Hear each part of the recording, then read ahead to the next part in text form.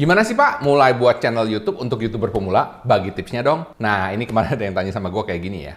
Well, banyak banget yang tanya kayak gini, bukan cuma satu orang aja. Gua paham, buat kalian yang kepengen atau baru aja mulai channel YouTube, mungkin ada banyak pertanyaan-pertanyaan kayak gini di pikirannya kalian. Gimana ya caranya nyari topik, Pak? Gimana ya caranya daftar YouTube, Pak? Gimana caranya syuting, edit, algoritma SEO, cara baca analitik, mulai dari mana dulu ya? Nah, banyak orang tuh bingung mau mulai dari mana, dan lain sebagainya. Nah, kali ini saya akan bagikan 3 tips tercepat cara mulai buat channel YouTube buat kalian YouTuber pemula. Agar kalian bisa paham gimana caranya buat channel YouTube ini. Mulainya dari mana dulu aja, biar kamu nggak salah langkah ya. Nah, tips yang saya bagikan kali ini adalah tips strategis ya. Jadi bisa membantu kalian untuk mengambil keputusan saat nanti memulai YouTube channel kalian sendiri nantinya. Dan tips ini juga paling update ya. Dan sudah saya praktekkan sendiri semuanya. Dan puji Tuhan, hasilnya cukup memuaskan. Views dan subscribersnya naik dengan cepat kayak gini.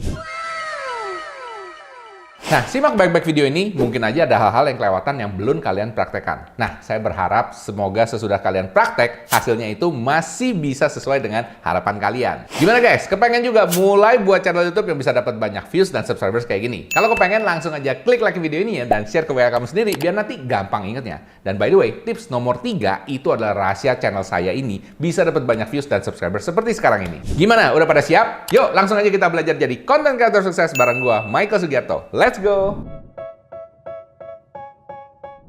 Oke, yang pertama, jadi lihat lingkungan di sekitar kamu dulu. Loh Pak, saya kan pengen bikin channel YouTube. Ngapain lihat lingkungan sekitarnya saya? Well, kalau mau lihat lingkungan sekitar itu paling penting menurut gua adalah karena kamu perlu pilih ide topik utama. Nah, kalau pilih ide topik utama itu menurut gua penting banget untuk melihat lingkungan sekitarnya kamu. Kamu tuh adanya di bagian lingkungan mana ya? Kebanyakan orang ya kan, terutama pemula yang melakukan kesalahan adalah dia pilih ide topiknya tuh yang terlalu jauh ya kan dengan lingkungan sekitarnya dia. Contoh kayak gini, misalnya kamu pengen bikin niche tentang camping, tapi problemnya adalah kamu itu pekerja kantoran. Kamu jarang sekali camping, ya kan? Mungkin adalah sebulan sekali camping. Kalau sebulan sekali kamu nggak bisa bikin konten, guys. Bisa paham di sini ya. Karena kamu perlu bikin konten yang cukup banyak ya dan terus menerus gitu ya. Jadi kalau kamu ngambil niche-nya seperti itu kurang cocok. Atau misalnya gini, kamu misalnya tinggalnya di kos, contoh seperti itu. Kemudian kamu mau ambil ide topik utama tentang masak. Nah, padahal kosnya kamu tuh kecil, nggak bisa masak, ngerti kan? Jadi agak repot. Bisa paham di sini ya. Jadi saran saya, coba lihat dulu lingkungan sekitarnya kamu. Kira-kira yang mumpuni itu bikin konten yang seperti apa? Bisa paham di sini ya. Nah, itu yang pertama guys. Tips yang kedua, kalau udah lihat lingkungan sekitarnya kamu, sekarang kamu perlu menentukan ide topik utama. Nah, untuk menentukan ide topik utama ini ada 3 hal yang perlu kamu perhatikan. Yang pertama adalah passion, ya. Kamu itu passionnya di mana? Contoh misalnya kayak tadi gue ngomong ya kan, camping. Kamu ada passionnya tentang camping nggak? Jangan-jangan kamu cuma diajak camping sekali, kamu happy, kamu senang, kemudian kamu ngerasa, wah ini passionnya gue. Belum tentu, ya kan? Lu senang dengan sesuatu, belum tentu itu passionnya kamu. Gimana Pak cara cari tahu passion saya itu apa? Oke, yang pertama, kalau kamu ngabisin banyak sekali waktu untuk mikirin itu, itu kurang lebih mungkin passion. Kemudian yang kedua, kalau kamu bersedia kerja tanpa dibayar untuk ngelakuin itu, kemungkinan besar itu passionnya kamu. Kemudian yang ketiga, kalau misalnya kamu bersedia kerja tanpa dibayar, bahkan kamu perlu bayar untuk itu, kamu masih mau. Itu artinya kemungkinan besar itu passionnya kamu. Bisa paham di sini ya? Contohnya seperti apa sih Pak? Contohnya biasanya seperti hobi, ya kan? Misalnya kamu hobi bersepeda, ya kan? Atau lari, atau jalan, ya kan? Itu kedengarannya sederhana ya guys ya. Tapi tahu nggak ya? Ada temen gua kayak hobi sepeda gitu ya. Itu beli sepedanya sampai seharga mobil guys. Serius.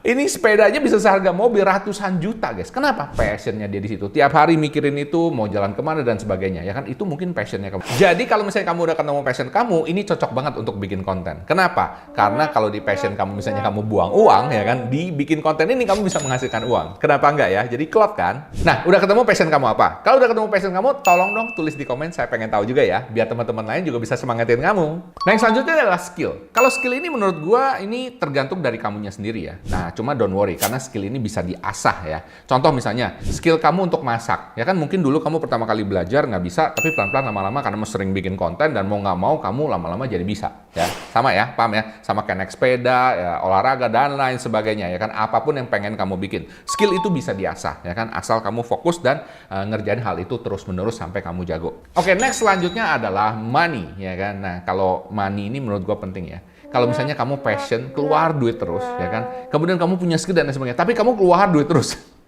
Nggak ada duitnya, bikin konten ini nggak ada duitnya buat lu, lama-lama lu pasti capek. Jadi jangan sampai kayak gitu guys ya. Jadi make sure juga kamu tahu kira-kira kamu bisa menghasilkan uang dari konten yang sesuai dengan passion kamu ini seperti apa, ya kan? Apakah kamu terima endorsan, apakah kamu dapat duit dari AdSense, ya kan? Atau kamu bisa jual produk kamu sendiri. Coba dipikirin baik-baik ya, kira-kira opportunity-nya apa.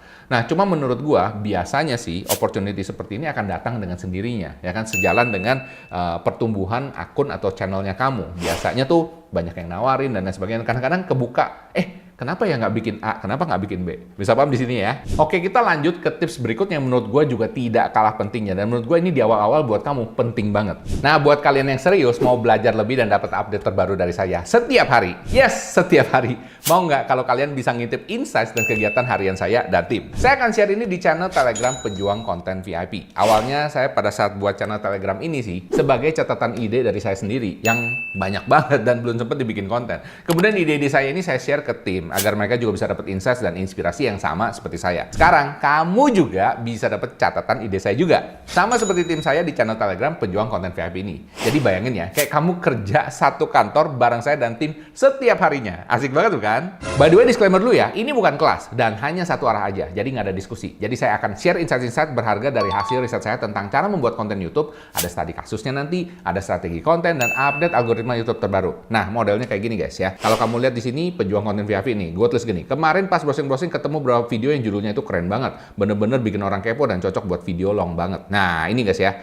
Ini contohnya, nih gue kasih lihat ya. Gue screenshot. Ini sebenarnya buat gue sama tim gue doang, oke? Tapi sekarang kalian bisa dapat insights juga bareng dengan gue dan tim ya. Nah, kalau bahasa Indonesia mungkin jadi cocoknya seperti ini. Jadi gue suruh tim gue untuk ngecek. Terus hati-hati juga nih kayak gini ada email hacker misalnya. Nah, ini ya guys ya. Jadi kalian bisa dapat insights-insights yang berharga seperti ini. Kemudian ada videonya juga loh, ya kan? Ada video, kemudian ada aktivitas hariannya gue juga ya kan. Jadi kalian kayak bisa ngintip lah keseharian jadi YouTube content creator itu seperti apa ya. Jadi ini buat kamu yang mau serius jadi content creator, kamu bisa ikutan Pejuang Konten VIP ini ya. Cukup traktir saya kopi aja sebulan sekali. Gampang kan? Nah, kalau kamu mau ikutan bisa langsung klik link di bawah ini ya. Saya taruh juga linknya di deskripsi. Sampai jumpa di Pejuang Konten VIP. Dan by the way, kalau video ini bisa dapat 500 likes dan komen, gue akan bagi-bagi 10 akses Pejuang Konten VIP di kolom komen. Yang mau buruan di likes dan komen ya guys.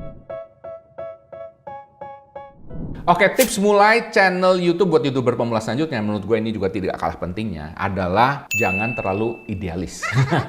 Maksudnya apa sih, Pak? Jangan terlalu idealis. Kamu perlu belajar, perlu kepoin YouTuber atau konten kreator lain. Mungkin yang dari TikTok, dari Instagram Reels, dari Facebook, dari manapun juga, ya kan? Kamu perlu punya referensi, ya. Referensi itu apa sih ya? Jadi referensi itu kamu perlu punya panutan, ya kan? Kira-kira gue pengen bikin kontennya kayak apa ya? Baik dari segi topik, ataupun dari segi penyajian materi, ataupun formatnya, ya kan, ataupun cara ngomongnya, ya kan. Jadi kalau gue gini ya, gue jujur aja gue ngomongnya. Dulu tuh gue suka dengan Pak Chandra Putra Negara. Jadi gue suka dengan gayanya beliau, ya kan. Beliau ngomongnya seperti ini, gue ngikutin guys. Tapi dengan seizin beliau, of course ya. Dan kemudian gaya kontennya sama sekali beda, ya kan. Waktu itu saya ngomongin bisnis dan juga mengenai konten dan aplikasi, ya kan. Tapi kalau misalnya Pak Chandra kan ngomongnya motivasi, saya sedikit beda, ya kan. Tapi saya ngambil gayanya beliau, ya kan. Bahkan syutingnya, formatnya juga kurang lebih sama. Tapi sejalan dengan waktu, gaya saya berubah jadi lebih original, ya kan. Tapi untuk pertama kali, kamu mesti punya arahan dulu, ya kan. Kira-kira mau kayak siapa? Ya, contoh misalnya kuliner, gue pengen nge-review makanan. Oke, mungkin kamu ngelihat gayanya Next Carlos lucu, teng kayak gitu kayak kan. Nah, mungkin kamu bisa belajar dari situ ya. Mungkin gaya kamu beda, mungkin nggak gaya kamu gini, teng. Apapun itulah ya. Tapi intinya kamu udah ada inspirasi, ya kan? Ataupun gaya nge-reviewnya seperti apa, gaya editingnya seperti apa. Nah, kamu perlu punya referensi guys, ya. Dan don't worry guys ya, jangan terlalu idealis. Jangan mikir, kalau gitu plagiat dong Pak, niru orang lain. Gua kasih tahu ya, di dunia ini nggak ada satupun yang original, oke? Bahkan pelukis-pelukis hebat pun, seperti kayak Picasso, Van Gogh, kemudian Leonardo da Vinci, ya kan? Mereka juga ngelihat dulu sesuatu yang udah ada di alam, ya kan? Kemudian baru dilukis pelan-pelan, ya kan? Akhirnya keluar gaya mereka sendiri, ya kan? Bisa paham di sini ya guys ya. Jadi di awal-awal saran gua, terutama kalian yang YouTuber pemula, jangan terlalu idealis, ya kan? Kalian perlu punya point of reference dulu. Nah, semoga ini membantu ya. Nah, tips selanjutnya ini adalah tips yang paling penting. Menurut gua, ini kalian perlu perhatikan baik-baik. Karena kalau kamu nggak bisa ngerjain tips yang terakhir ini, ya kan, yang 1-2 ini nggak ada gunanya. Wah, apa tuh Pak? Oke, langsung kita lihat nih. Tips selanjutnya menurut gua paling penting dari antara 3 tips ini adalah belajar bikin schedule. Yes, belajar bikin schedule. Dan kalau udah dibikin schedule-nya, kamu mesti patuhin schedule-nya. Schedule apa nih, Pak? Oke, seperti yang lu tebak, mungkin lu udah pada tahu, yaitu schedule kapan upload. Oke. Jadi kalau misalnya kamu bikin schedule upload, ya kan, dan kamu ngikutin schedule itu sama kayak kamu makan 3 kali sehari, ya kan, sarapan, makan siang, makan malam, sama seperti itu ya. Sama seperti kayak kamu ke sekolah, ya kan, misalnya pagi-pagi pergi ke sekolah jam 7 pagi sampai di sekolah atau ketelatan kali, jam 6 pagi sampai sekolah jam 7, ya kan, kemudian kamu ikutin sekolahnya sampai pulang ekstrakurikuler, pulang bikin PR, ya kan, belajar buat ujian, besok begitu lagi. Sama kayak kamu buka toko juga sama guys ya. Kamu buka toko, ya kan, dan kemudian kamu tutup toko, ya kan, tiap hari kayak gitu. Harus punya schedule. Kenapa? Schedule inilah sebenarnya yang menolong diri gua, ya kan, yang dulunya itu mungkin sama dengan YouTuber pemula lainnya. Ketika gua bikin video itu hanya pada saat gua mood aja, pada saat gua sesuka gua aja, ya kan, pada saat gua lagi kepengen aja. Kalau lu bikin kontennya seperti itu, jangan harap bisa sukses, ya kan, nggak bisa. Ini ibaratnya sama, seperti kayak kamu kuliah ataupun sekolah, ya kan, kamu ngarepin lulus, dapat S1 ataupun lulus SMA, SMP, SD, terserah, ya kan, tapi kamu nggak pernah masuk sekolah. Kamu masuk sekolahnya itu pada saat kamu lagi mood aja, lagi suka aja. Ya nggak bisa kan? Atau sama seperti kayak kamu buka toko dan mengharapkan toko ini mendapatkan omset yang besar, tapi kamu buka tokonya mut-mutan doang. Ah, hari ini gue lagi seneng, gue buka toko. Besok gue males, gue nggak buka toko. Lusa gue masih males, gue nggak buka toko. Minggu depan deh bukanya. Kalau seperti itu sama aja bohong guys ya. Kalau di YouTube ini ataupun konten, ya kan, apapun itu, ya kan, buka tokonya atau masuk sekolahnya itu satu, upload video. Upload video. Jadi kalau lu gagal upload video artinya lu gagal absen. Gagal buka toko, ya. Jangan sampai seperti itu guys ya. Ini nggak semudah kita ngomong upload video ya. Karena kalau udah bikin schedule upload video kan harus ada video yang udah disiap di-upload. Betul kan ya? Untuk itu dari kapan upload video, misalnya seminggu 2 kali kalau gue bikin video long ya. Mungkin hari Kamis sama hari Minggu misalnya seperti itu ya. Atau hari Rebo sama hari Minggu ya kan. Kamu perlu tahu ya kan kapan video ini mesti selesai edit. Dan untuk bisa selesai edit harus ada yang diedit dong ya kan. Kapan selesai syuting. Dan kalau udah selesai syuting nanti kapan kamu selesai bikin skrip. Jadi mundur ke belakang. Bisa paham ya? Jangan mulai dari bikin skrip ke upload. Itu biasanya nggak bakal terjadi. Jadi kamu mulainya adalah dari upload dulu, mundur ke belakang. Dan kalau kamu udah punya ini, kamu akan dikejar-kejar jam tayang, dikejar-kejar upload, ya kan? Kamu baru bisa bikin video. Jadi buat di awal, buat teman-teman yang belum punya kebiasaan jadwal upload ini, itu memang susah, ya kan? Karena ini perlu dimasukkan ke dalam kebiasaan sehari-hari hidupmu. Sama seperti yang gue ngomong, ya kan? Seperti kamu sekolah, atau buka toko, ataupun juga makan pagi, siang, malam, ya kan? Ini harus ada. Kalau kamu nggak ada kebiasaan ini, nggak ada tekanan untuk ngerjain ini, ya kamu nggak bakal bisa bikin konten. Paham di sini ya guys ya? Nah, dari 3 tips ini menurut kamu yang mana yang kamu sudah kerjakan? Dan yang mana yang belum kamu kerjakan? Coba konten below ya, saya pengen tahu juga.